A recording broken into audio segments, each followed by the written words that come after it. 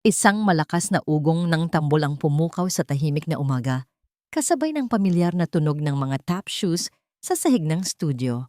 Napahinto si Chen, hawak ang nakasulat na schedule ng klase.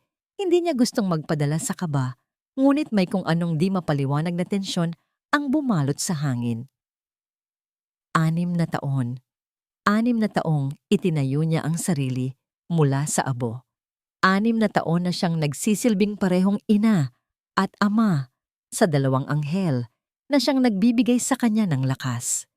Mula sa malaking salamin ng studio, nakita niya ang refleksyon ng dalawang bata na masiglang nagpa-practice ng kanilang ballet moves. Si Chloe, may malambot na kurba ng braso at likas na galing sa pag-indak. At si Kaloy, na kahit mas gusto ang mga action figures, ay sumasabay pa rin sa kapatid para pasayahin ang ina. Magkaparehong kulay ng mata, magkaparehong ng ngiti, tila sadyang ginuhit ng tadhana ang kanilang pagkakapareho sa isang tao. Isang tao na matagal na niyang inilibing sa sulok ng kanyang puso. "Mama, tingnan mo, galing ko na, di ba?" Sigaw ni Chloe, sabay pirouette na medyo wobbly pa. Napangiti si Chen kahit may bahid ng lungkot. "Very good, baby. Konting ensayo pa. Magiging prima ballerina ka na." "Pero mama, kailan ba tayo magkakaroon ng bagong funding para sa studio?" Tanong ni Kaloy habang sinisikap balansehin ang sarili sa isang leg stand. Sabi ni Manang Nena, may balita daw. Napabuntong hininga si Chen. Ang pondo. Ito ang kanyang pinakamalaking problema ngayon. Ang kakarampot na kita mula sa klase ay halos hindi na sumasapat para matugunan ang lumalaking pangangailangan ng studio, lalo na ang pagpapanatili ng mga scholarship para sa mga batang walang kakayahang magbayad. Para sa kanya, ang ballet ay hindi lamang sayaw. Ito ay pag-asa, pangarap, at isang paraan para makalimot sa mapait na nakaraan. Kinabukasan, habang papalapit siya sa opisina, naramdaman niya ang matinding kaba. Ito ang araw ng pakikipagpulong sa kanilang potensyal na bagong sponsor, ang isang malaking korporasyon na biglang nagpakita ng interes sa kanilang maliit na studio. Sana lang maging maayos ang lahat. Para sa kanyang mga anak, para sa mga pangarap ng mga batang tinuturuan niya. Ngunit nang bumukas ang pinto ng conference room, ang bawat hininga sa kanyang baga ay tila naging yelo. Ang mga salita sa kanyang lalamunan ay natuyo. Doon siya nakatayo, sa gitna ng silid, kasama ang dalawang suit-clad na executives. Ang kanyang pamilyar na tindig, ang pino nitong kasuotan, at ang matikas nitong anyo ay walang pinagbago. Ang kanyang buhok, mas maiksi na ngayon, ngunit ang matatalas na mata at ang matalim nitong panga ay nagpatunay na siya pa rin. Si Santino de la Cruz, ang lalaking minsan niyang minahal, nang higit sa sarili. Ang lalaking sumira sa kanyang mundo, ang lalaking ama ng kanyang mga anak. Naglakad ito papalapit. Ang mga mata nito ay nakatitig sa kanya. Tila sinusuri ang bawat bahagi ng kanyang pagkatao. May nagtataka, nag-uusisa, at bahagyang nasasaktan na ekspresyon. Hindi niya ito tiningnan ng diretso. Ayaw niyang makita ang anumang emosyon na posibleng bumalik sa kanya, na posibleng magparamdam sa kanya ng kahinaan. "Mrs. Chen," bungad nito. Ang boses ay pamilyar ngunit mas matigas ngayon. "Santino de la Cruz, good to finally meet you." Napaawang ang kanyang bibig. "Good to finally meet you?" Nagpapatawa ba ito? Pinilit niyang ngumiti. Isang pilit na ngiti na halos hindi man lang umabot sa kanyang mga mata. "Mr. De La Cruz, thank you for considering our humble studio." Nagsimula ang pulong.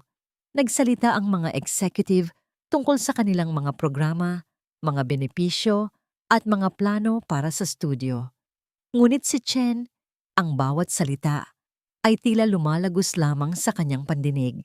Ang buong atensyon niya ay nakatuon kay Santino, na sa bawat sandali ay tila nakatingin lamang sa kanya. Kahit kailan, hindi siya nagkaroon ng lakas ng loob na sabihin kay Santino ang tungkol sa pagbubuntis niya. Sa gabing iyon, matapos ang kanilang masakit na paghihiwalay, nakita niya ang sarili na nag-iisa, durog, at nawalan ng pag-asa. Paano niya sasabihin sa lalaking nagtapon sa kanya na may dinadala siyang bunga ng kanilang pag-ibig? Hindi niya kinaya. Pinili niyang itago ang lihim na yon at palakihin ang kanyang mga anak ng mag-isa. Ang tadhana nga naman, napakalupit. Ngayon, narito siya, sa harapan ng lalaking minsan niyang inasam na makasama habang buhay bilang isang sponsor. Isang sponsor na walang alam sa kanyang mga anak. By the way, Miss Chen, putol ni Santino sa kanyang pag-iisip. Ang mga mata nito ay naningkit. Nabalitaan kong meron ka raw mga estudyante na may kakaibang talento. Napalunok si Chen. Alam niyang tinutukoy nito ang kanyang mga anak. Nagkunwari siyang hindi niya naintindihan. Lahat po ng estudyante ko ay may kanya-kanyang galing, Mr. De La Cruz. Ngunit hindi nagpatinag si Santino. May nakita kasi akong 2 bata, kambal. Sumasayaw ng balet sa labas ng studio niyo minsan. Mahusay. Pakiramdam ni Chen, unti-unting lumalamig ang kanyang dugo. Paano nito nalaman? Sino ang nagsabi?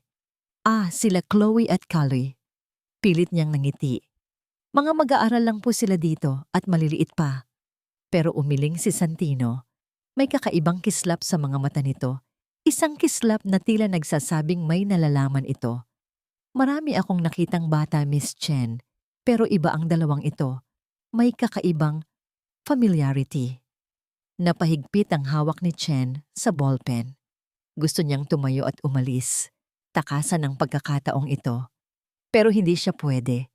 Kailangan niya ang pondo. Kailangan ng kanyang studio ang pondo. Natapos ang pulong.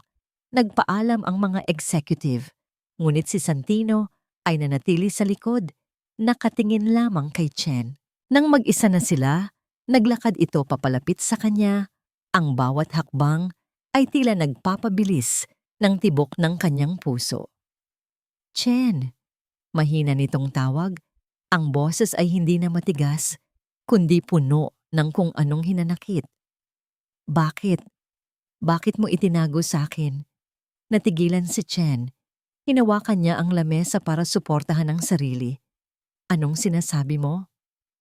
Ang mga bata. Direkta nitong tugon. Ang 2 kambal, Chloe at Kaloy. Alam kong sakin sila. Nagkaroon ng katahimikan, mabigat at punong-puno ng tensyon. Heto na, ang araw na kinatatakutan niya. Hindi umimik si Chen. Walang salitang lumabas sa kanyang bibig. Ang tanging nagawa niya ay titigan ang lalaking nasa kanyang harapan, ang lalaking nagbunyag ng kanyang pinakamalalim na lihim. Napakagat ng labi si Santino. Ang mga mata nito ay nagliliyab sa galit at sakit, ngunit may bahid din ng lungkot. Kahit isa sa kanila, hindi mo man lang sinabi, "Bakit, Chen? Bakit hindi mo ako binigyan ng karapatan?" Hindi siya makasagot. Sumikip ang kanyang dibdib, parang may kung anong humihila sa kanyang puso. Hindi ko alam kung anong gagawin ko. Bulong ni Santino, tila sa sarili nito. Pero isang bagay ang sigurado, hindi ko hahayaang mawala ang mga anak ko sa akin. Nang gabing iyon, matapos ang lahat, umuwi si Chen sa kanyang bahay. Ang kanyang isip ay gulong-gulo. Hindi niya alam kung anong mangyayari. Ang kanyang lihim, ang lihim na pinakaingatan niya sa loob ng 6 na taon, ay nabunyag na. Nakahiga siya sa kama, hindi makatulog. Ang mga salita ni Santino ay umalingaw-ngaw sa kanyang isip. Hindi ko hahayaang mawala ang mga anak ko sa akin. Kinabukasan ng madaling araw, nang papalapit na ang unang sikat ng araw, nakatayo si Santino sa labas ng studio ni Chen. Ang ulan ay pumapatak, ngunit hindi niya pinansin. Ang kanyang mga mata ay nakatingin sa itaas, sa bintana ng silid na alam niyang silid ni Chen. Sa kanyang kanang kamay, hawak niya ang isang lumang litrato ni Chen na kuha noong sila pa. Sa kaliwa naman, isang puting sobre. Sa loob nito, isang piraso ng papel na naglalaman ng mga salitang nagpabago sa kanyang mundo. Positive match. 99.9% probability. Isang testamento ng isang nakaraan na akala niya ay tapos na. Isang testamento sa kanyang mga anak na ngayon ay alam niyang totoo. Pinahid niya ang luha na hindi niya alam kung kailan nagsimulang dumaloy sa kanyang pisngi. Handa siyang gawin ang lahat. Umiikot ang mundo ni Santino. Paulit-ulit na naglalaro sa kanyang isipan ang mga salitang positive match. 99.9% probability. Sa kanyang kamay, ang papel ay tila nagiging mas mabigat, kasabay ng bigat na nararamdaman niya sa dibdib. 6 na taon. 6 na taong lumipas na wala siyang kaalam-alam na mayroon siyang 2 anak. Napakagat siya ng labi. Ang mga mata ni Chen, puno ng galit at sakit, ay nagbibigay ng matinding kirot sa kanyang puso. Paano nangyari ito? Paano niya hindi nalaman? Napaupo siya sa kanyang leather chair sa opisina. Ang mga kamay ay sinapo ang kanyang ulo. Ang isip niya ay tila bumalik sa nakaraan, sa gabi ng kanilang paghihiwalay. Flashback. Napakalamig ng gabing iyon. Ang mga luha ni Chen ay patuloy na dumadaloy, kasabay ng bawat salitang lumalabas sa bibig ni Santino. Hindi ko na kaya, Chen. Ang pressure, ang mga obligasyon, masyado kang mabigat. Anong sinasabi mo, Santino? Mahal kita. Kaya natin to. Sigaw ni Chen. Ang kanyang boses ay nanginginig. Ngunit si Santino, nakapiring ang mga mata sa utos ng kanyang ama at sa mga pananakot ni Emilio na sisirain niya ang studio ni Chen, ay walang nagawa kundi ang magkunwari. Hindi na kita mahal, Chen. Malamig niyang sabi, na tila hinati ang kanyang sariling puso. Huwag mo na akong hanapin.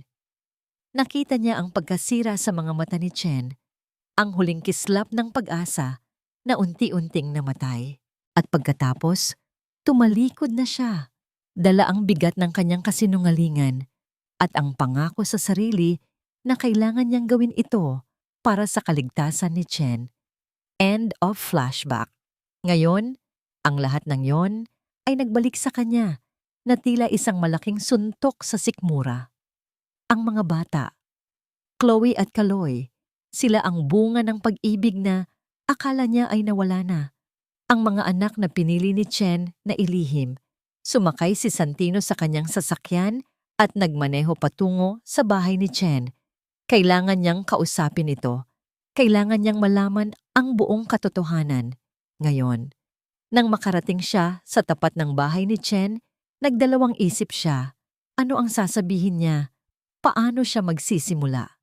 Isang ama na bigla na lang sumulpot pagkatapos ng 6 na taon. Kumatok siya. Walang sumasagot. Muling kumatok, mas malakas. Pagkaraan ng ilang sandali, bumukas ang pinto, ngunit hindi si Chen. Isang matandang babae ang sumalubong sa kanya, si Manang Nena, ang tagapag-alaga ni Chen at ng mga bata. Manang Nena, si Chen po. Tanong niya. Ang kanyang boses ay nagmamadali. Tulog na po si Madam Sir Santino. Malamig na sabi ng matanda. Umuwi na po kayo. Ayaw niya po kayong makita. Nanlumo si Santino. Pero kailangan ko siyang makausap, Manang, tungkol sa mga bata. Alam na po ni Madam ang ginawa ninyo. Sagot ni Manang Nena, ang kanyang mga mata ay puno ng pagtatampo. Wala na po kayong magagawa pa. Hayaan niyo na po sila. At isinara ni Manang Nena ang pinto. Nakatayo si Santino sa labas. Basang-basa ng ulan na unti-unting bumubuhos. Ang sakit sa kanyang dibdib ay tila dumodoble. Isang ama na tinatanggihan ng sariling pamilya. Kinabukasan, hindi na siya nagpunta sa opisina. Ang tanging nasa isip niya ay ang kanyang mga anak. Naisip niyang puntahan ang studio sa oras ng klase. Siguro, doon niya makikita ang mga ito. Mula sa kanyang sasakyan, pinanood niya ang mga batang lumalabas sa studio. At doon, nakita niya sila. Si Chloe! May suot na pink na ballet outfit at si Kaloy na tila napilitan lamang sumayaw, ngunit may ngiti pa rin sa labi. Kambal, anak niya. Napahawak siya sa manibela, ang mga kamay ay nanginginig. Ang mga bata ay tumatawa, naghahabulan, at sumasayaw sa gitna ng ulan. Para silang mga anghel. Ang mga ngiti nila ay pamilyar. Ang kanilang mga mata, ang kanilang mga kilos, lahat ay nagpapatunay na sila nga ang kanyang dugo at laman. Isang butil ng luha ang pumatak sa kanyang pisngi. Nang gabing iyon, hindi pa rin siya sumuko. Bumalik siya sa tapat ng bahay ni Chen. Kailangan niyang makita ang mga ito, kahit sa malayo lang. Nang biglang mag-ring ang kanyang cellphone, isang unknown number, nag-aalangan siyang sagutin. Santino de la Cruz, tanong ng boses ng isang lalaki sa kabilang linya. Mayroon akong importanteng impormasyon para sa iyo tungkol kay Chen. Sino ka? Tanong ni Santino, biglang bumilis ang tibok ng kanyang puso. Huwag ka nang magtanong. Ang mahalaga, alam ko ang lahat. Ang tungkol sa kambal mo at ang tungkol sa iyong dating kasintahan. Ang boses ay may bahid ng pagbabanta. Kung ayaw mong makita si Chen na saktan muli, o kung ayaw mong mapahamak ang kanyang studio, manatili kang malayo sa kanila. Mayroon akong hawak na ebidensya laban sa'yo. Kasabay ng banta, nakatanggap siya ng isang text message, isang larawan. Si Chen, nakangiti, habang inakbayan ng isang lalaki. Kilala niya ang lalaking yon. Si Mang Tonyo, ang nakatatandang kapatid ni Chen. Ngunit ang anggulo ng larawan ay sadyang ginawa para magmukhang sila ay magkasintahan. At ang mensahe sa ilalim ng larawan, mayroon na siyang iba. Hayaan mo na siya. Napasuntok si Santino sa manibela. Kung ano man ang ginawa niya noon, sinubukan niyang gawin ito para protektahan si Chen. At ngayon, mayroon na itong iba. Ang sakit ay tila bumalik sa kanya, doble pa. Ang mga salita ng lalaki sa telepono ay tila umalingaw-ngaw sa kanyang isipan. Kung ayaw mong makita si Chen na saktan muli, o kung ayaw mong mapahamak ang kanyang studio, manatili kang malayo sa kanila. Naguluhan siya. Bakit may nagbabanta? At bakit ang larawan na yon ay tila ginawa para ipamukha sa kanya na si Chen ay may bago na? Alam niyang may mali. Mayroong malaking misteryo sa likod ng lahat ng ito. Hindi pa rin makapaniwala si Chen sa nangyari. Ang pagkilos ni Santino, ang kanyang mga salita. Ang kanyang lihim ay nabunyag at pakiramdam niya ay isa siyang kuneho na nahuli sa ilaw ng sasakyan. Nag-iisa siya at ang kanyang mga anak ay posibleng mawala sa kanya. Kinabukasan, isang kakaibang tawag ang dumating sa kanyang cellphone. Unknown number. Nag-aalangan siyang sagutin, ngunit sa huli ay pinindot niya ang answer button. Miss Chen, ang boses ng isang lalaki. Malamig at may bahid ng pagbabanta. Nakikita ko na sumasama na ulit kayo ni Santino. Hindi ba sinabi ko nang lumayo ka sa kanya? Kung hindi mo ako susundin, hindi lang ang studio mo ang mawawala, kundi pati na rin ang kaligtasan ng mga anak mo. Nanginginig ang kanyang kamay. Sino ka? Anong gusto mo? Hindi mahalaga kung sino ako, sagot ng lalaki. Ang mahalaga ay ang iyong pagpili, manatiling malayo kay Santino o harapin ang aking galit. At ibinaba ng lalaki ang tawag. Napaupo si Chen sa sahig, hawak ang cellphone. Ang kanyang puso ay kumakabog ng malakas. Ang mga banta ay hindi lamang sa kanya, kundi pati na rin sa kanyang mga anak. Sino ang taong ito? Bakit niya ginagawa ito? Sa hapon ng parehong araw, isang sorpresa ang bumulaga kay Chen. Habang nagpa-practice ang mga bata para sa kanilang maliit na recital, biglang bumukas ang pinto ng studio. Pumasok si Santino. May dalang isang malaking bouquet ng mga bulaklak. Ang kanyang mga mata ay naghahanap kay Chloe at Kaloy. Nang makita niya ang mga ito, lumapit siya. May ngiti sa labi. Chloe, Kaloy, sabi niya. Inabot ang mga bulaklak sa kanila. Para sa inyo. Nagningning ang mga mata ng kambal. Salamat, Tito Santino. Sabay nilang sabi. Lumapit si Chen. Ang kanyang mga mata ay nagliliyab sa galit. Hinawakan niya ang braso ni Santino at hinila ito papalabas ng studio, papunta sa isang bakanteng classroom. Anong ginagawa mo dito, Santino? Mahina ngunit puno ng galit niyang tanong. Hindi ka pwedeng basta-basta na lang sumulpot dito. Hindi mo kami kilala. Huwag kang magkunwari, Chen. Tugon ni Santino. Ang kanyang boses ay kalmado, ngunit may pahiwatig ng sakit. Alam ko na ang lahat. Alam kong anak ko sila. At ano ngayon? Hamon ni Chen. Pagkatapos ng 6 na taon, bigla kang magpapakita at aakong ama? Saan ka nang nandoon nung kailangan ka namin? Noong mag-isa akong naghirap para sa kanila? Napahawak si Santino sa kanyang noo. Chen, alam kong nagkamali ako, pero may dahilan ako kung bakit ako umalis noon. Hindi mo naiintindihan. Wala akong gustong intindihin. Sigaw ni Chen, bumalik ang lahat ng sakit mula sa nakaraan. Ang alam ko lang, iniwan mo kami. Iniwan mo ako na mag-isa sa lahat. At ngayon, pagkatapos ng lahat, gusto mong bumalik at kunin ang mga anak ko? Hindi ko sila kukunin, Chen. Malumanay na sabi ni Santino. Gusto ko lang silang makilala. Gusto kong maging ama sa kanila. Pakiusap, bigyan mo ako ng pagkakataon. Nagsimulang mangilid ang luha sa mga mata ni Chen. Bakit Santino? Bakit ngayon pa? Bakit ngayon pa na maayos na ang lahat?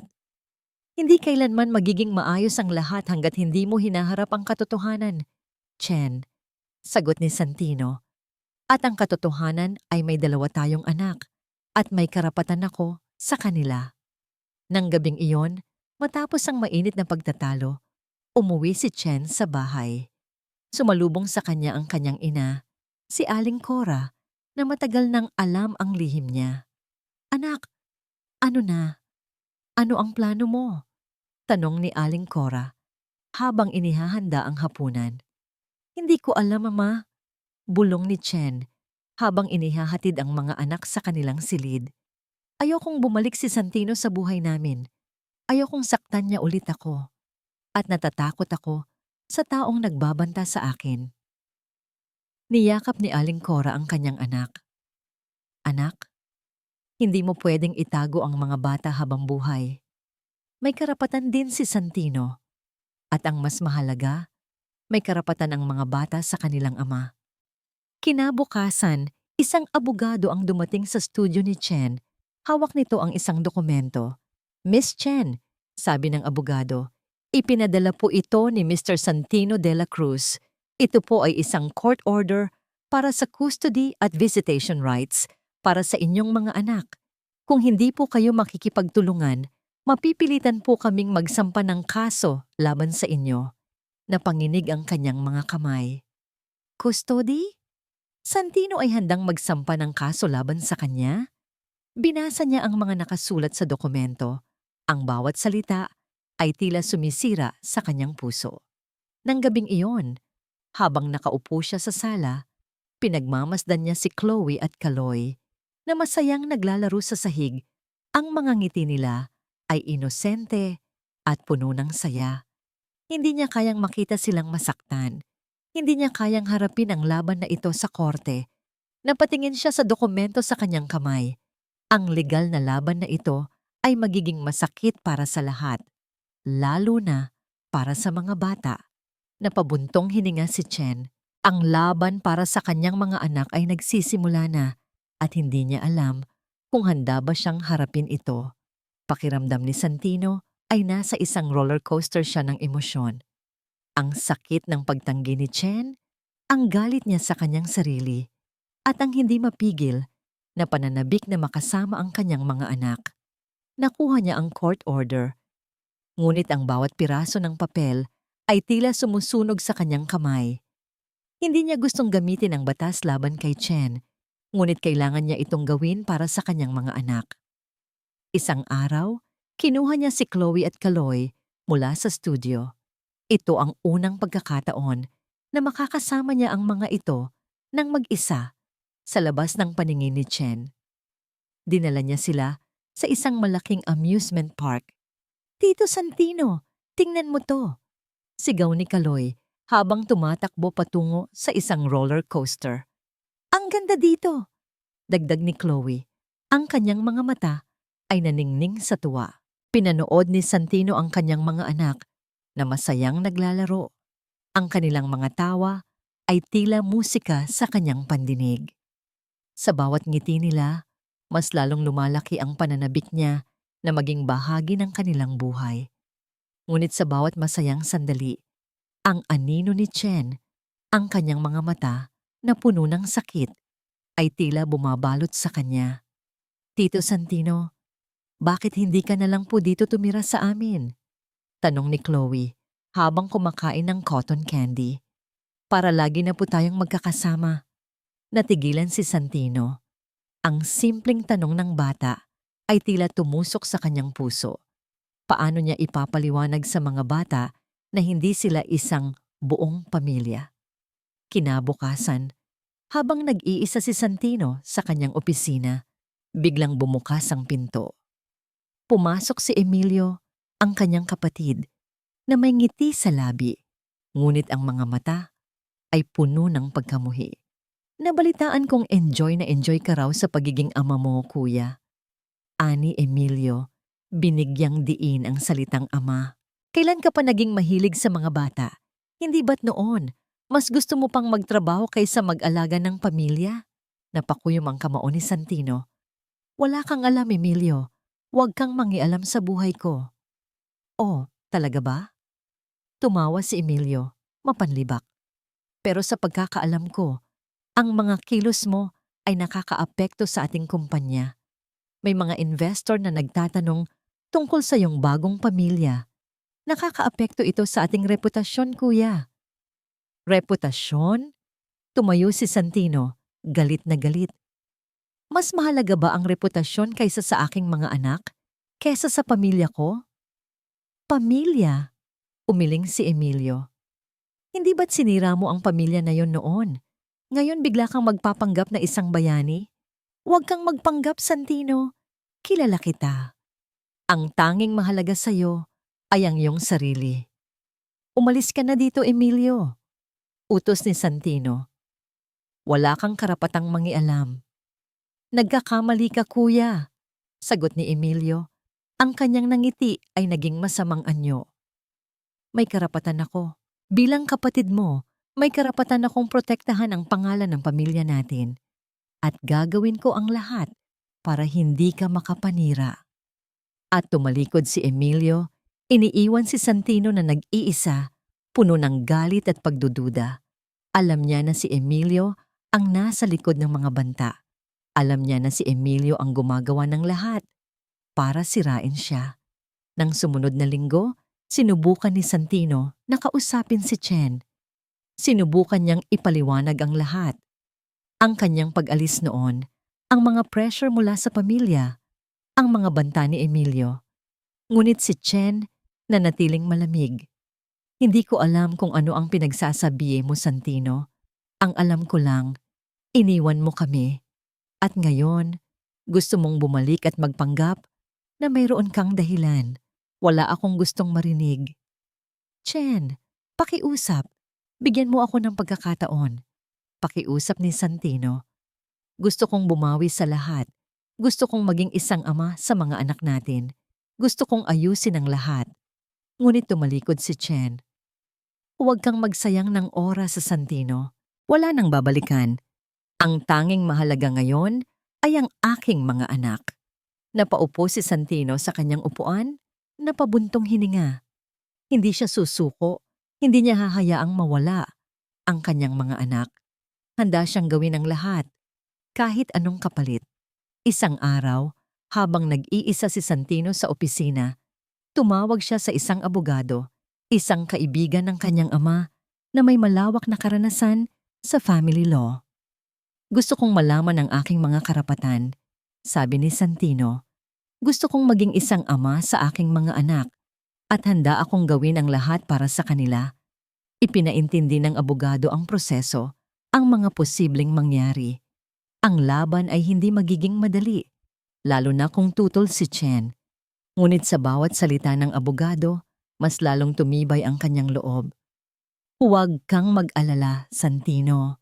Sabi ng abogado, tiyak kong makukuha mo ang iyong mga karapatan. Mayroong batas para sa mga ama. Nang gabing iyon, habang nagre-repaso si Santino ng mga dokumento ng kumpanya, napansin niya ang isang kakaibang transaksyon. Isang malaking halaga ng pera ang inilabas sa account ng kumpanya, hindi para sa anumang proyekto, kundi para sa isang personal na serbisyo. Ang pangalan ng taong nag-aproba ng transaksyon ay pamilyar, Emilio. Mas lalong nagduda si Santino. Mayroon siyang kutob, mayroong malaking lihim na itinatago si Emilio, at tiyak na may kinalaman ito sa kanyang pamilya.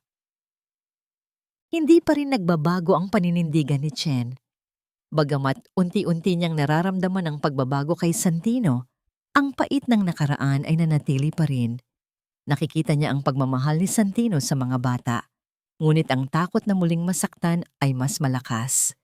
Bukod pa rito, ang mga banta mula sa misteryosong lalaki ay patuloy na bumabagabag sa kanya. Isang hapon, habang nag-eensayo ang mga bata para sa kanilang taunang ballet recital, biglang bumagsak si Chloe. Ang kanyang mukha ay namutla at agad siyang nagsuka ng dugo. "Chloe!" Sigaw ni Chen. Ang kanyang puso ay tila tumigil sa pagtibok. Nagtakbuhan ang mga estudyante at guro. Binuhat ni Chen ang kanyang anak. Ang kanyang mga kamay ay nanginginig. "Chloe, anak, anong nangyayari?" Hindi makasagot si Chloe. Ang kanyang mga mata ay unti-unting pumupikit. Agad na dinala ni Chen si Chloe sa pinakamalapit na ospital. Si Chloe, umiiyak, ay kasama niya. Sa sasakyan, patuloy niyang kinakausap ang kanyang anak, ngunit walang tugon. Sa emergency room, agad na inasikaso si Chloe. Si Chen, tulala, ay nakaupo sa waiting area. Ang kanyang mga kamay ay mahigpit na nakahawak sa kanyang noo. Nang biglang mag-ring ang kanyang cellphone, si Santino. Hindi niya alam kung paano nito nalaman. "Chen, anong nangyari? Si Chloe? Nasaan kayo?" Tanong ni Santino. Ang boses ay puno ng pag-aalala. "Nasa ospital kami, Santino." Mahina niyang sagot. Ang kanyang boses ay nanginginig. Si Chloe, bigla na lang bumagsak at nagsuka ng dugo. "Pupunta ako dyan," sabi ni Santino. "Anong ospital?" Hindi pa man siya nakakasagot, ibinaba na ni Santino ang tawag. Makalipas ang ilang sandali, dumating si Santino. Hingal na hingal. Agad siyang lumapit kay Chen. "Anong nangyari?" Tanong niya. Hawak ang balikat ni Chen. Umiling si Chen. "Hindi ko alam. Ang sabi lang ng doktor malala raw." Ilang oras silang naghintay. Ang bawat minuto ay tila isang kawalang hanggan. Si Kaloy, na kasama nila, ay nakayakap kay Chen, umiiyak. Nang lumabas ang doktor, ang kanyang mukha ay seryoso. "Miss Chen, Mr. Dela Cruz?" sabi ng doktor. Ang kanyang boses ay malumanay. "Nakita namin ang ilang abnormalidad sa dugo ni Chloe. Kailangan nating gawin ang mas maraming tests.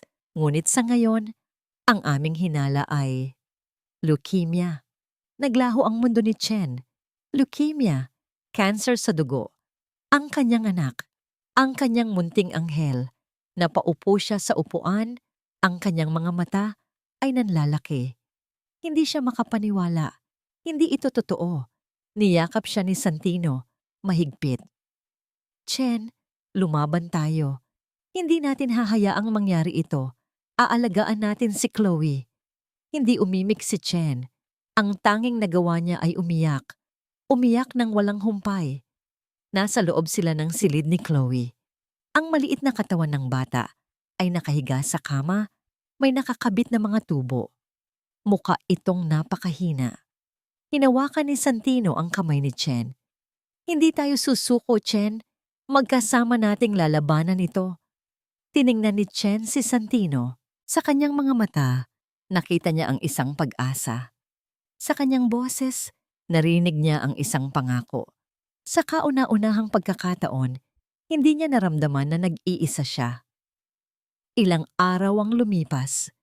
Ang mga tests ay nagpatuloy. Ang bawat araw ay isang pagsubok.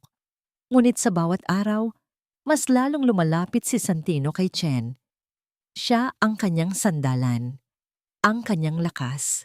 Nang dumating ang araw ng resulta, pareho silang nandoon. Hawak ang kamay ng bawat isa. Miss Chen, Mr. De La Cruz, sabi ng doktor, confirmed. Ang inyong anak na si Chloe ay mayroong acute lymphoblastic leukemia, stage 1. Napasigaw si Chen. Hindi ito totoo. Niyakap siya ni Santino. Mahigpit. Hindi tayo susuko, Chen. Aalagaan natin siya. Magkasama tayo. Nang lumabas sila ng opisina ng doktor, ang mundo ay tila nagbago. Ang kanilang buhay ay hindi na kailanman magiging pareho. Sa gitna ng kaguluhan, isang babae ang nakatayo sa dulo ng pasilyo. Ang kanyang mukha ay seryoso.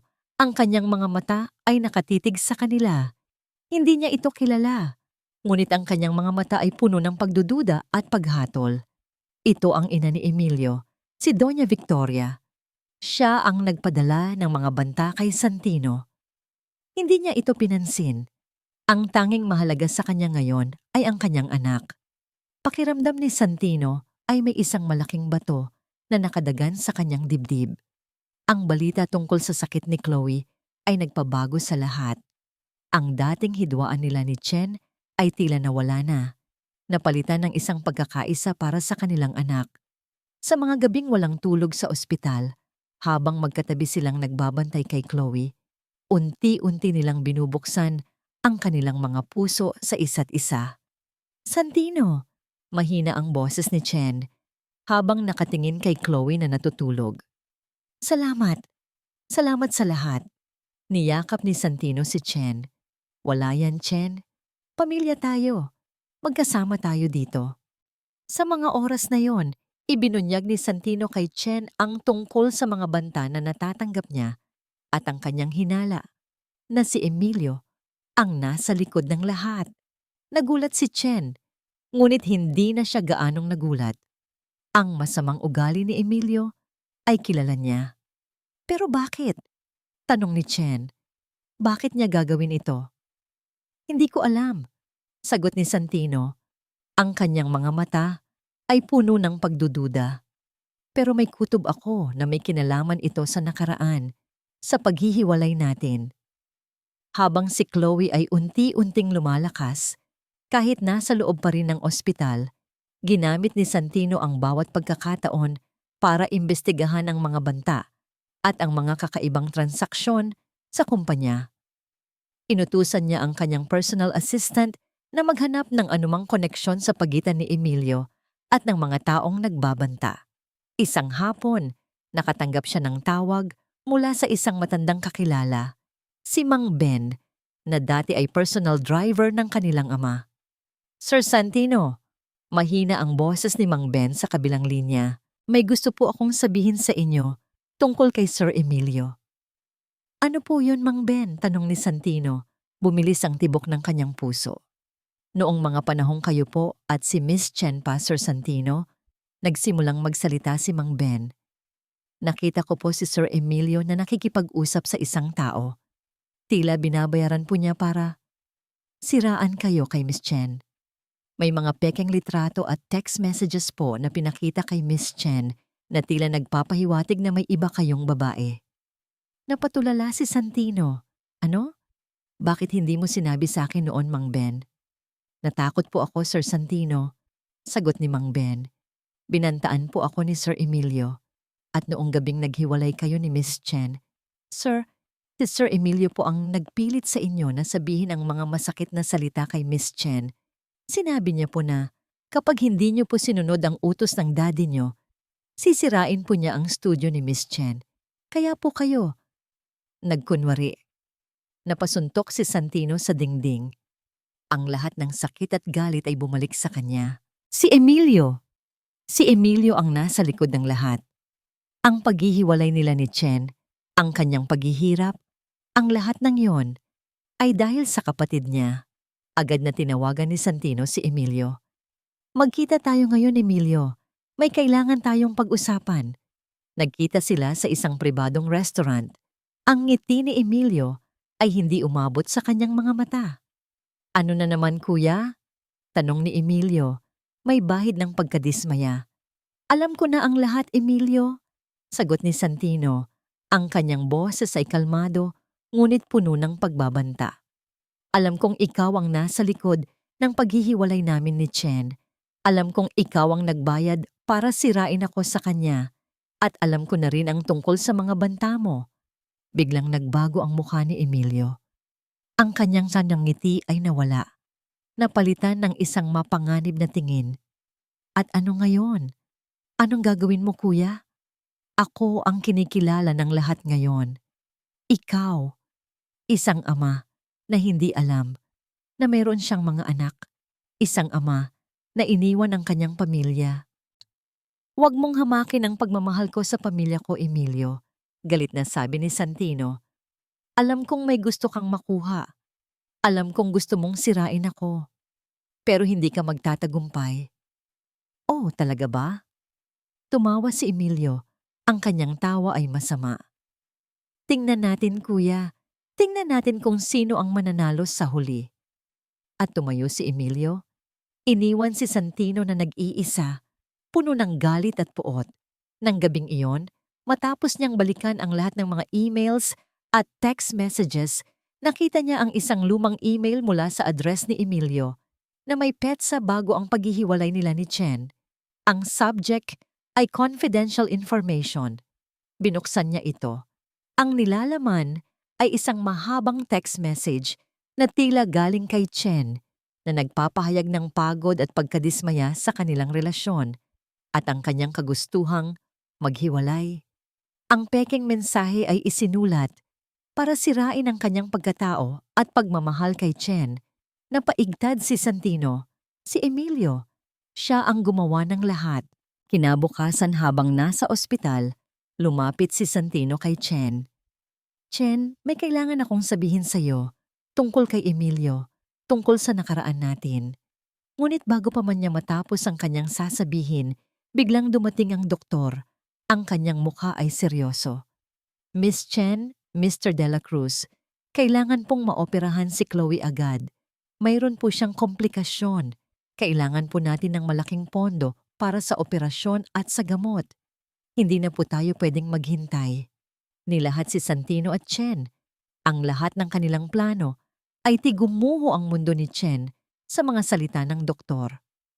Operasyon, komplikasyon, malaking pondo. Ang bawat salita ay parang punyal na tumatarak sa kanyang puso. Ang katotohanang nais sabihin ni Santino tungkol kay Emilio ay biglang nawalan ng saysay. Ang tanging mahalaga ngayon ay si Chloe, ang kanyang anak. Magkano po, Doc? Tanong niya. Nanginginig ang boses.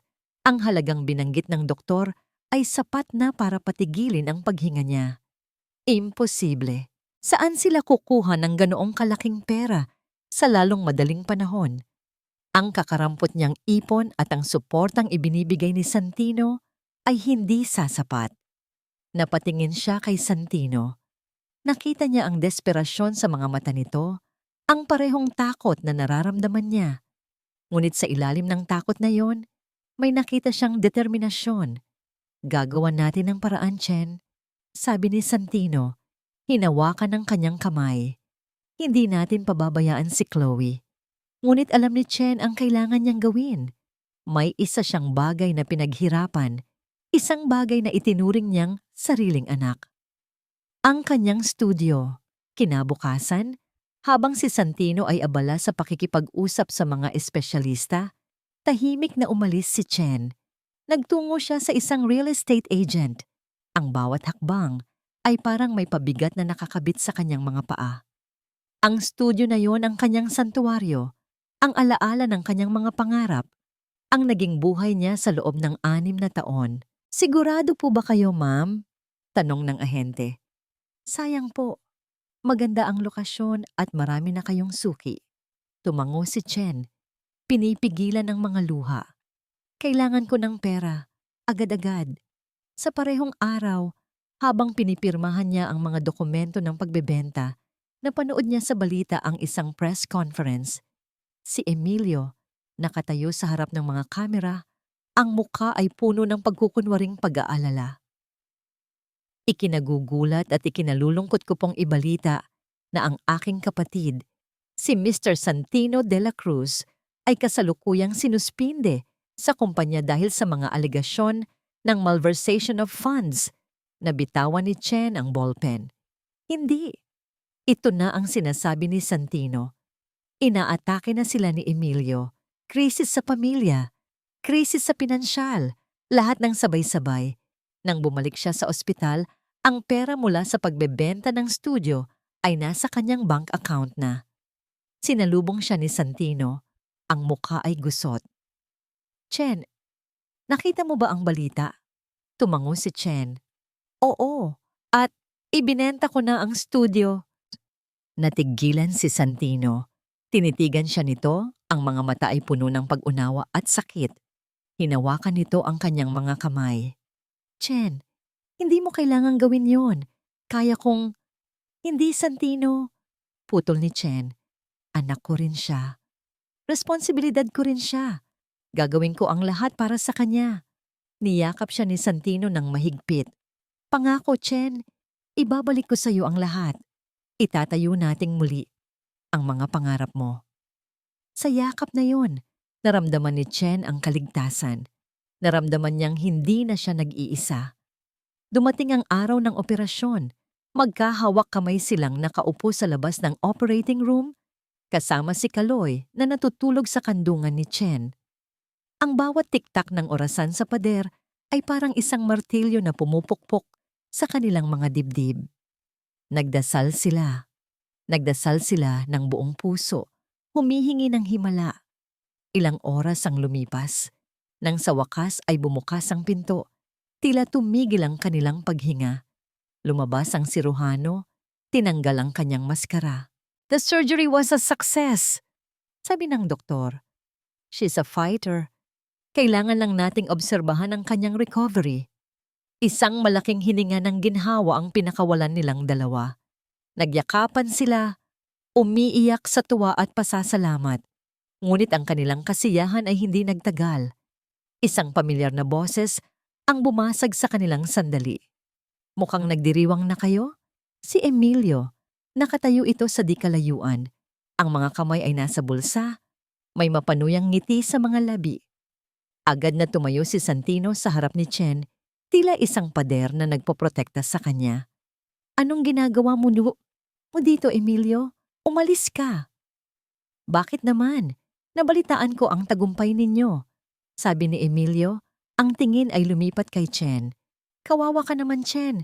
Matapos mong iwanan ng kapatid ko, ngayon ay kailangan mo pang magbenta ng lahat para lang sa isang pagkakamali. Tumahimik ka, Emilio. Sigaw ni Santino, handa nang sumugod. Ang tapang mo ngayon, kuya. Tumawa si Emilio. Pero hanggang kailan? Wala ka ng pera. Wala ka ng posisyon. Isa ka ng talunan. Bago pa man makasagot si Santino, biglang bumukas muli ang pinto ng operating room. Isang nurse ang nagmamadaling lumabas. Doc, ang pasyente. Nagse-seizure siya. Nanlaki ang mga mata ni Chen. Tumakbo sila pabalik sa salamin ng pinto at nakita nila ang katawan ni Chloe na nanginginig ng malakas sa kama. Ang mga monitor ay umuugong sa alarma. Lumabas ang doktor, ang mukha ay puno ng pag-aalala. Mayroon siyang matinding reaksyon sa gamot. Her body is shutting down. Kailangan niya ng isang napakabihirang gamot, isang uri ng immunoglobulin para mapigilan ito. Pero napakamahal. At wala tayong stock dito. Wala na tayong oras. Napaluhod si Chen. Ang kanyang pag-asa ay biglang naging abo. Hindi pwedeng mangyari ito. Sa gitna ng kanilang desperasyon, narinig nila ang isang dahan-dahang palakpak. Nilingon nila si Emilio. Ang mapanuyang ngiti nito ay mas lumawak pa. Dahan-dahan, may kinuha ito mula sa loob ng kanyang coat. Isang maliit na kahon. Ang kahon ng gamot na kailangan nila. Hinahanap niyo ba to?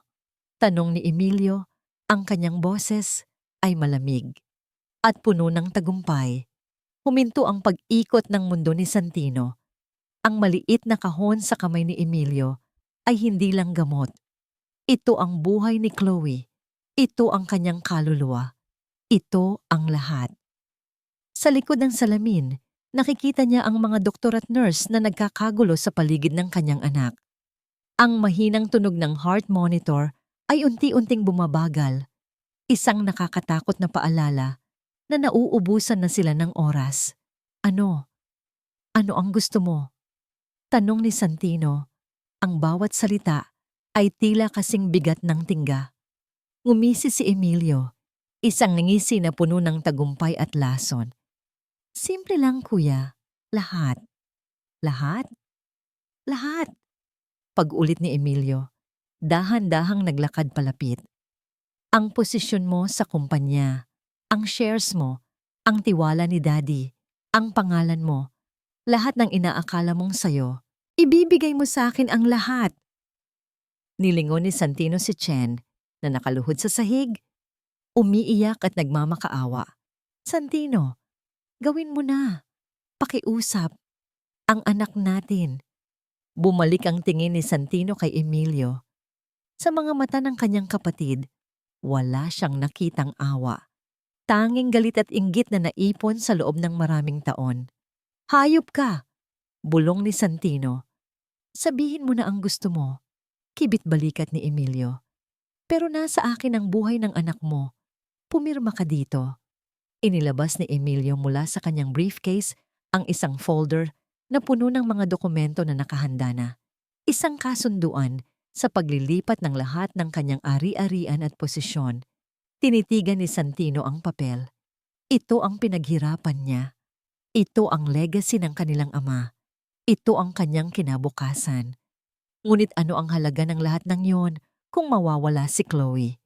Nanginginig ang kanyang kamay habang inaabot ang ballpen. Sa bawat letra ng kanyang pangalan na isinusulat niya sa papel, pakiramdam niya ay may isang piraso ng kanyang pagkatao na namamatay. Isinuko niya ang lahat. Ang kanyang pangarap, ang kanyang dangal, ang kanyang pag-asa. Pagkatapos niyang pumirma, kinuha ni Emilio ang mga dokumento at inabot ang kahon ng gamot. Isang karangalan ang makipagnegosyo sa'yo, kuya. Hindi na nagsalita pa si Santino. Tumakbo siya pabalik sa doktor at ibinigay ang gamot. Heto na po, bilisan niyo. Habang itinitinurok ang gamot kay Chloe, isang kamay ang humawak sa balikat ni Santino. Ang kanyang ina, si Doña Victoria, ang ina rin ni Emilio. Ang mukha nito ay basang-basa sa luha. Patawarin mo ako, anak, hikbi nito. Patawarin mo ang kapatid mo. Bakit, ma? Bakit niya ginagawa to? Tanong ni Santino. Ang boses ay basag. May inabot ang kanyang ina na isang lumang sobre. Binigay ito sa akin ng ama mo bago siya mamatay. Sabi niya, ibigay ko lang sa'yo kapag dumating ang araw na kailangan mong malaman ang katotohanan. Nagtatakang binuksan ni Santino ang sulat. Sulat kamay ng kanyang ama. Anak kong Santino, kung binabasa mo ito, marahil ay nasa gitna ka ng isang matinding pagsubok na may kinalaman sa kapatid mo. Patawarin mo ako, anak, sa sugat na nilikha ko na hindi mo alam. Si Emilio, hindi ko siya tunay na anak kay Victoria. Anak ko siya sa ibang babae, isang pagkakamaling pinagsisihan ko habang buhay. Itinuring siya ni Victoria na parang tunay na anak. Ngunit ang lolo mo, palagi kang mas pinapaboran. Nakita ko ang inggit na lumaki sa puso ni Emilio. Sinubukan kong pagpantayin kayo, ngunit ang galit niya sa iyo ay lumalim. Ang galit niya sa pagiging tunay na De La Cruz mo. Patawarin mo ako sa bigat na ipinapasa ko sa iyo. Mahal na mahal kita, anak. Nabitawan ni Santino ang sulat. Ang lahat ay naging malinaw. Ang galit ni Emilio ay hindi lang dahil sa posisyon o pera. Ito ay galit na nag-ugat sa isang kasinungalingan, sa isang buhay na pakiramdam niya ay ninakaw mula sa kanya. Ibinigay niya ang gamot sa doktor. Nakita niya ang pag-aalaga sa kanyang anak. Pero sa loob niya, isang malaking kawalan ang kanyang naramdaman. Talo siya. Sinira siya ng sarili niyang kapatid. Umalis si Emilio na may ngiting tagumpay sa kanyang labi. Enjoy your family, kuya. Ngunit ang gamot, hindi agad gumana. Ang monitor ay patuloy pa ring umuugong ng hindi regular. Ang katawan ni Chloe ay mahina pa rin. Napatingin si Santino kay Chen na nakasubsob sa salamin. Ang mga balikat ay nanginginig sa pag-iyak. Lahat ay gumuho. Ang kanyang kumpanya, ang kanyang pera, at ngayon, ang kalusugan ng kanyang anak ay nasa bingit pa rin ng kamatayan. Pakiramdam niya, ito na ang katapusan. Ngunit habang tinititigan niya ang umiiyak na si Chen at ang naghihingalong si Chloe, isang bagong apoy ang biglang nag-alab sa loob niya. Isang apoy ng galit, isang apoy ng determinasyon. Sinira mo ako, Emilio, sabi niya sa kanyang isip. Pero hindi mo pa ako tapos. Ilang araw at gabi ang lumipas na tila isang mahabang panaginip. Ang tanging naririnig ni Chen ay ang ritmikong tunog ng heart monitor, isang tunog na parehong nagbibigay sa kanya ng pag-asa at takot. Nakaupo siya sa tabi ng kama ni Chloe. Ang kanyang kamay ay mahigpit na nakahawak sa maliit na kamay ng anak.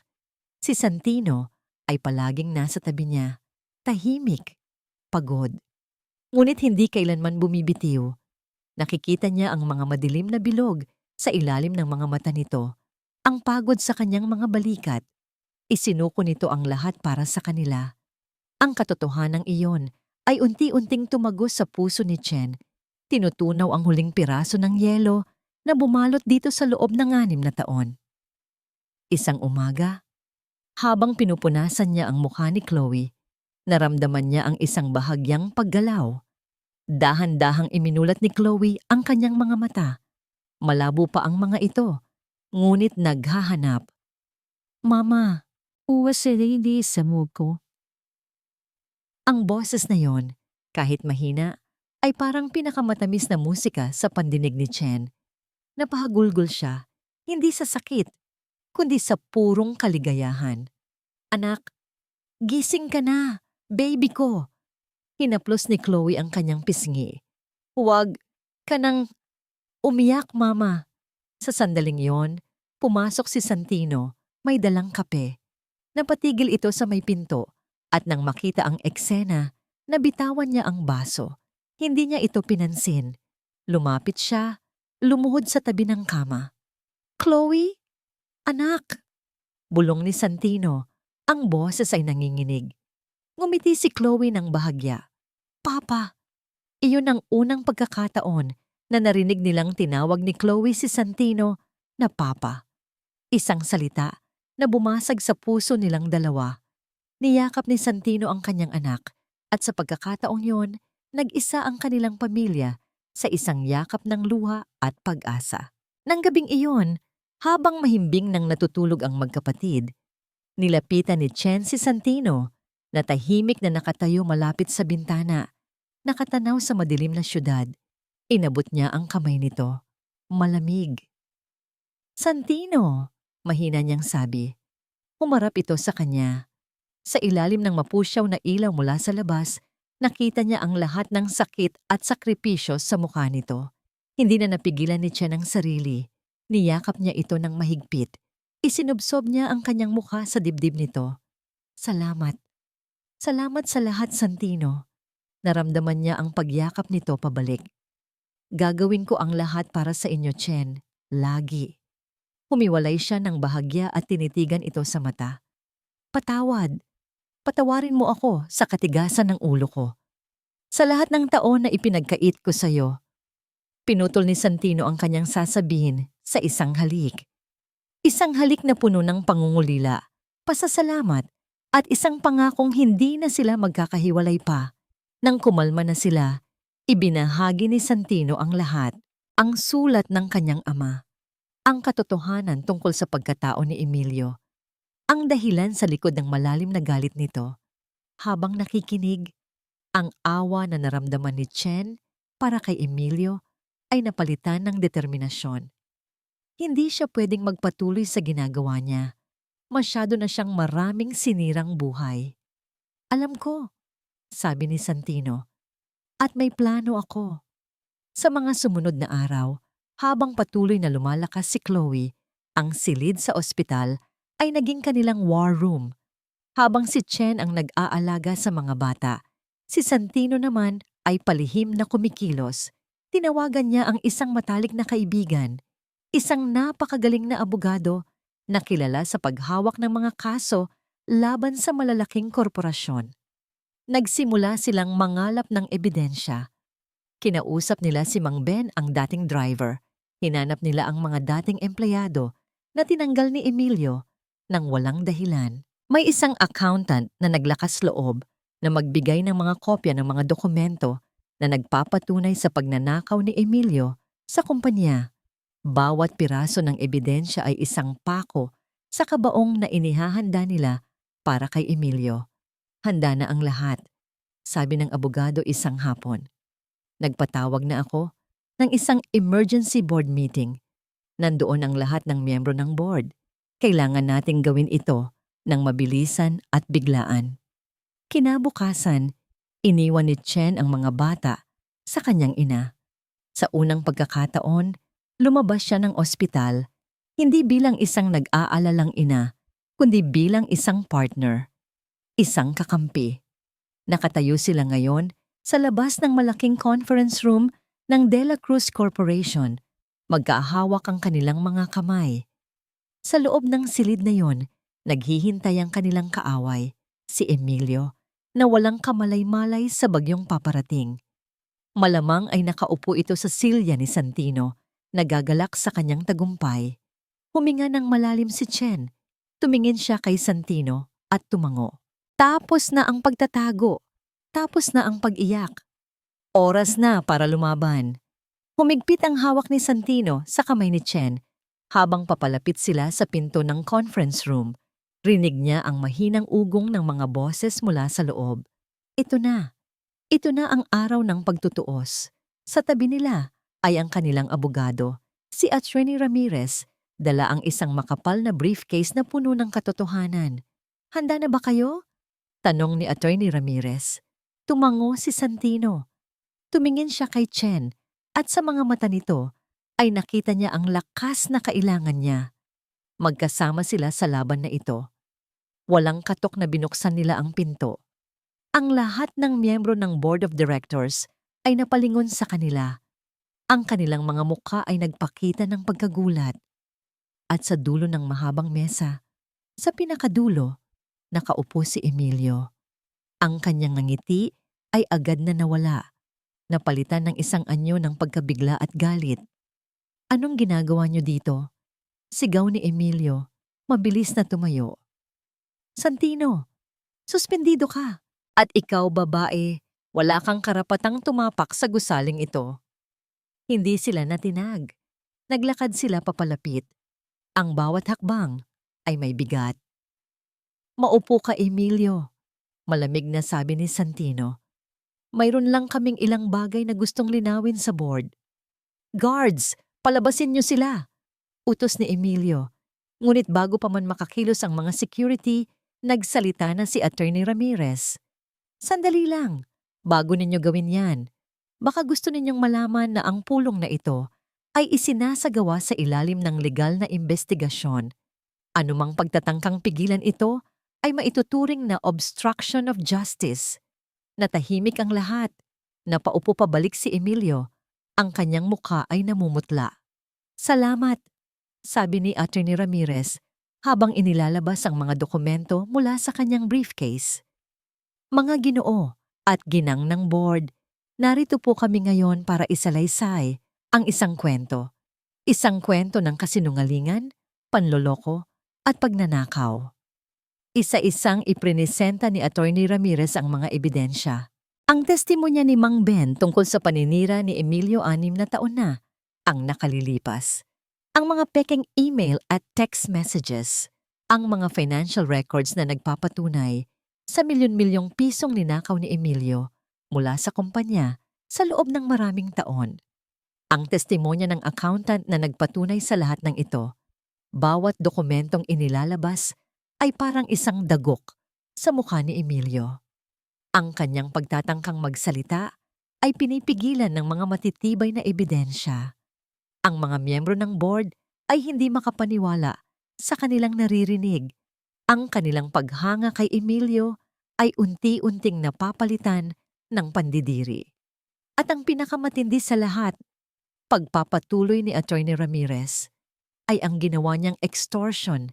Ginamit niya ang buhay ng sarili niyang pamangkin, ang anak ni Mr. Santino de la Cruz, para pilitin itong isuko ang lahat ng kanyang karapatan sa kumpanyang ito. Isang malakas na bulungan ang pumuno sa silid. Hindi totoo yan. Kasinungalingan. Sigaw ni Emilio, ngunit ang kanyang boses ay puno na ng desperasyon. Hindi totoo?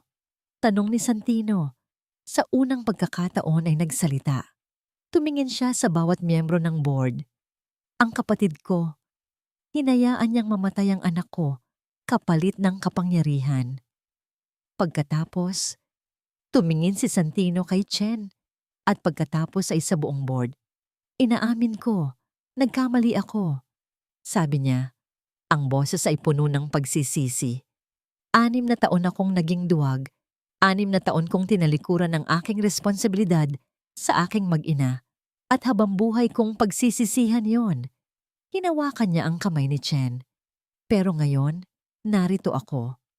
Handa akong harapin ang lahat.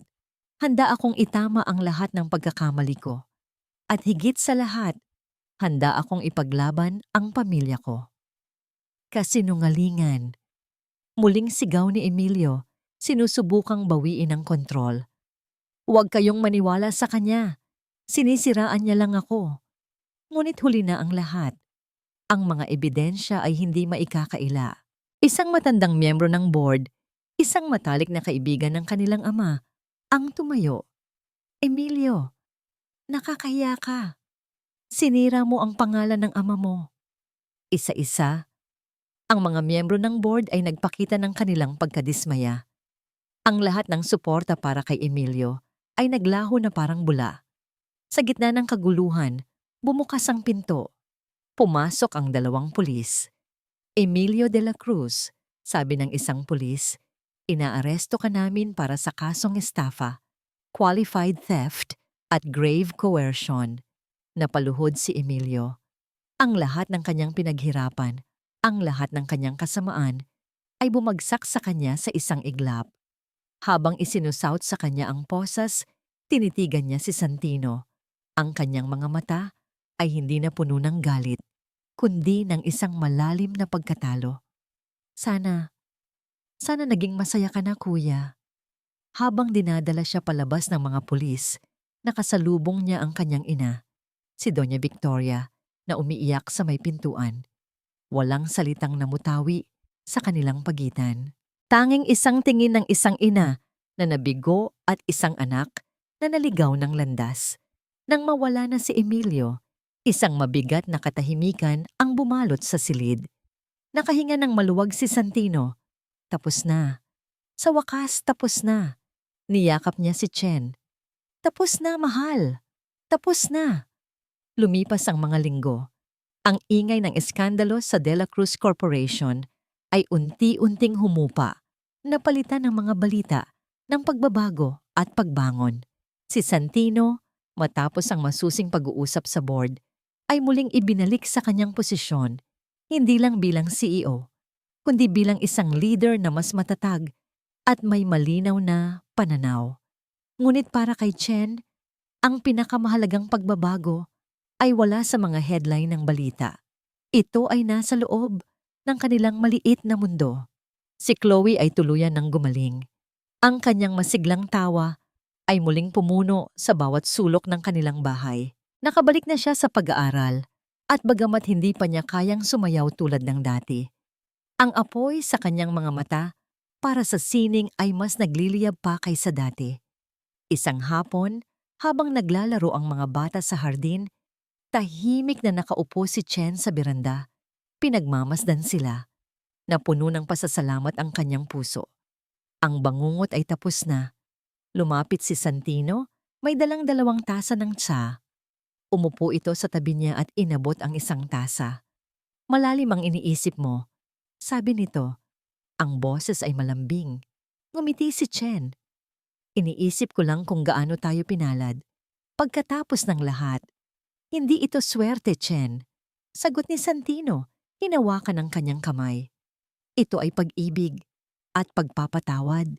May isang bagay pa na bumabagabag kay Chen, si Doña Victoria, ang ina ni Santino.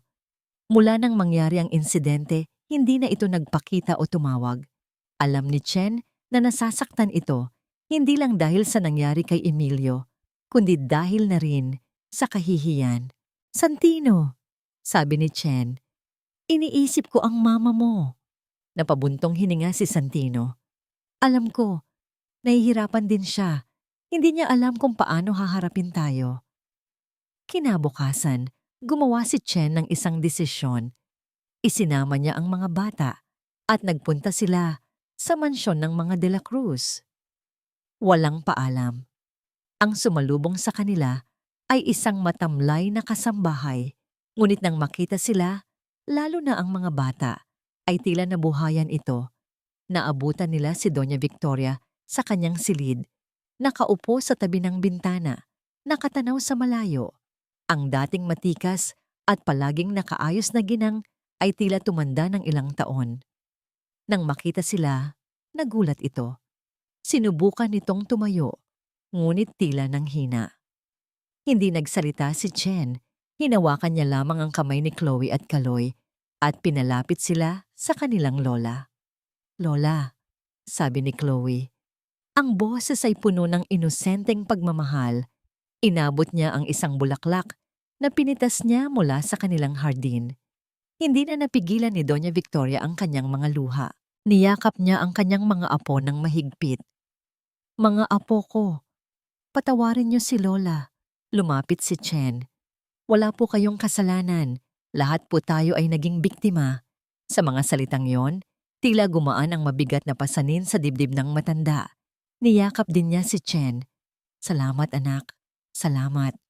Mula sa araw na yon, nagsimula ang kanilang paghilom bilang isang buong pamilya. Isang buwan ang lumipas, kaarawan ni Chen. Akala niya ay isang simpleng salo-salo lang ang magaganap. Ngunit nang dalhin siya ni Santino sa isang lugar, hindi siya makapaniwala sa kanyang nakita. Nakatayo sa harap niya ang isang bagong gusali. Mas malaki, mas maganda, at mas moderno kaysa sa dati niyang studio. Sa itaas ng pinto ay may nakasulat na malalaking letra, Chen's Dance Academy. Napaiyak si Chen. Nilingon niya si Santino na nakangiti sa kanya. Sabi ko sa'yo, itatayo nating muli ang mga pangarap mo. Bulong nito. Sa loob ng studio, naghihintay ang lahat ng dati niyang estudyante, ang kanilang mga magulang, at ang kanilang mga kaibigan. Ito ay hindi lang isang gusali. Ito ay isang komunidad. Isang pamilya na muling nabuo. Nang gabing iyon, habang tahimik na ang lahat, dinala ni Santino si Chen sa rooftop ng bagong studio. Tanaw nila mula doon ang kumikinang na mga ilaw ng syudad. Chen, sabi ni Santino, biglang lumuhod sa kanyang harapan. May kinuha itong isang maliit na kahon mula sa kanyang bulsa. 6 na taon ang nasayang sa atin dahil sa takot at kasinungalingan. Sabi nito, ang boses ay nanginginig sa emosyon. Ayoko nang masayang pa ang kahit isang araw. Gusto kong gumising sa umaga na ikaw ang katabi. Gusto kong maging asawa mo. Gusto kong maging ama sa mga anak natin. Sa bawat araw ng buhay ko, binuksan niya ang kahon. Isang simple ngunit napakagandang singsing ang kumislap sa ilalim ng liwanag ng buwan. Chen, mahal ko, pakakasalan mo ba ako? Sa gitna ng kanyang mga luha ng kaligayahan, tumango si Chen. Oo, Santino, oo. Isinuot ni Santino ang singsing sa kanyang daliri. Nagyakapan sila. Ang kanilang mga puso ay puno ng pag-ibig at pangako ng isang bagong simula. Ngunit habang masaya silang magkayakap, isang mensahe ang dumating sa cellphone ni Santino. Mula sa isang hindi kilalang numero, binuksan niya ito. Isang maikling text message ngunit sapat na para magdulot ng bahagyang kaba. Mula ito sa isang kaibigan na bumisita sa bilangguan. Kinukumusta ka ni Emilio. Sabi niya, "The game is not over yet." Bahagyang nanigas ang katawan ni Santino habang binabasa ang text message. "The game is not over yet." Ang mga salita ni Emilio, kahit mula sa loob ng kulungan, ay mayroon pa ring kakayahang maghasik ng anino ng takot. Naramdaman ni Chen ang kanyang pananahimik. "May problema ba, mahal?" Tanong ni Chen. Ang kanyang mga mata ay puno ng pag-aalala. Ipinakita ni Santino ang mensahe. Nakita niya ang bahagyang pagbabago sa ekspresyon ni Chen, isang mabilis na kislap ng pangamba. Ngunit agad itong nawala, napalitan ng isang kalmadong determinasyon na hinangaan niya. Hinawakan ni Chen ang kanyang pisngi. "Santino," sabi nito, ang boses ay matatag. "Tingnan mo tayo. Tingnan mo ang lahat ng pinagdaanan natin. Nalagpasan natin ang sakit, ang paghihiwalay, ang sakit ng anak natin, at ang kasamaan niya. Anong laro pa ang kaya niyang gawin na hindi pa natin napagtatagumpayan?" Tinitigan ni Santino ang babaeng nasa kanyang harapan. Ang babaeng minsan niyang iniwan dahil sa takot ay siya na ngayong nagbibigay sa kanya ng tapang. Tama si Chen. Tapos na ang laro ni Emilio. Sila ang nanalo. Ngumiti si Santino. Itinago niya ang kanyang cellphone at niyakap si Chen ng mahigpit. Tama ka. Tapos na ang laro. At tayo ang pamilya. Makalipas ang ilang buwan, sa isang hardin na napapalibutan ng kanilang mga pinakamamahal sa buhay, naganap ang kanilang kasal. Ito ay simple, ngunit solemne. Si Chloe, naganap ng malusog, ang kanilang flower girl, masayang nagsasaboy ng mga talulot ng bulaklak. Si Kaloy naman, sa kanyang maliit na suit, ang ring bearer, seryosong naglalakad patungo sa altar. Nang magharap sila sa dambana, walang ibang nakita si Santino kundi si Chen. Ang kanyang asawa, ang kanyang reyna, ang kanyang lahat. Sa harap ng Diyos at ng lahat ng naririto, sabi ni Santino, habang isinusuot ang singsing sa daliri ni Chen. "Ipinapangako ko na mamahalin ka at aalagaan sa hirap at ginhawa, sa sakit at kalusugan, hanggang sa huling hininga ng aking buhay. Ibabalik ko ang lahat ng taon na nawala sa atin. Bubuin nating muli ang ating pamilya at hindi ko nahahayaang muli tayong magkahiwalay." Ang kanilang mga panata ay sinelyuhan ng isang halik. Isang halik na pinagtibay ng lahat ng pagsubok na kanilang nalagpasan. Sa reception, isang hindi inaasahang bisita ang dumating, ang abogado ni Emilio. May dala itong sulat. Nag-alangan si Santino na tanggapin, ngunit iginiit ng abogado. Binuksan niya ito kasama si Chen. "Kuya, siguro ay kasal na kayo ngayon. Naisip kong wala na sigurong masasama pa sa nararamdaman ko ngayon ang makita kang masaya habang ako ay nabubulok dito. Pero habang tumatagal, isang bagay ang aking napagtanto. Ang laro na palagi kong gustong laruin ay isang laro na kahit kailan ay hindi ko maipapanalo. Dahil ang premyo na gusto ko, ang pagmamahal at pagkilala ni Daddy, ay isang bagay na hindi nakukuha sa kompetisyon. Ibinibigay ito. Hindi ko hinihingi ang kapatawaran ninyo. Alam kong hindi ko iyon karapat-dapat. Siguro, balang araw, mapapatawad ko ang sarili ko. Siguro, balang araw, maiintindihan ko kung ano ang tunay na kahulugan ng pamilya. Maging masaya kayo. Walang pirma." Nagkatinginan si Santino at Chen. Walang salitang namutawi. Tanging isang pag-unawa na marahil, kahit sa pinakamadilim na puso, ay mayroong pa ring puwang para sa liwanag. Itinupi nila ang sulat at itinabi. Ito ay bahagi na ng kanilang nakaraan. Ang kanilang atensyon ay bumalik sa kasalukuyan, sa kanilang pamilya. Ang huling eksena ng kanilang kwento ay hindi nagtapos sa isang malaking pagdiriwang. Nagtapos ito sa isang tahimik na gabi. Ilang taon, pagkatapos ng kasal, nasa isang beach house sila. Si Santino at Chen magkayakap habang pinapanood ang paglubog ng araw. Sa dalampasigan, masayang naghahabulan si Chloe at Kaloy. Ang kanilang mga anino ay humahaba sa ginintuang buhangin. "Masaya ka ba?" tanong ni Santino. Sumandal si Chen sa kanyang balikat. "Sobra, higit pa sa inaakala ko." "May pinagsisisihan ka ba?" Umiling si Chen. "Wala. Bawat sakit, bawat luha, lahat ng yon ang nagdala sa atin dito. Sa sandaling ito, buo." Niyakap ni Santino ang kanyang asawa. Ang pag-ibig pala ay hindi tungkol sa perpektong simula. Ito ay tungkol sa pagharap sa mga di perpektong wakas at pagpiling magsimulang muli. Ang tunay na pag-ibig ay hindi lang ang paghahanap sa nawala. Ito ay ang pagbuo muli, araw-araw, na mas matatag at mas buo kaysa dati. At habang ang araw ay tuluyang lumubog sa abot tanaw, alam nilang ang kanilang kwento ay hindi pa tapos. Sa katunayan, ito ay nagsisimula pa lamang.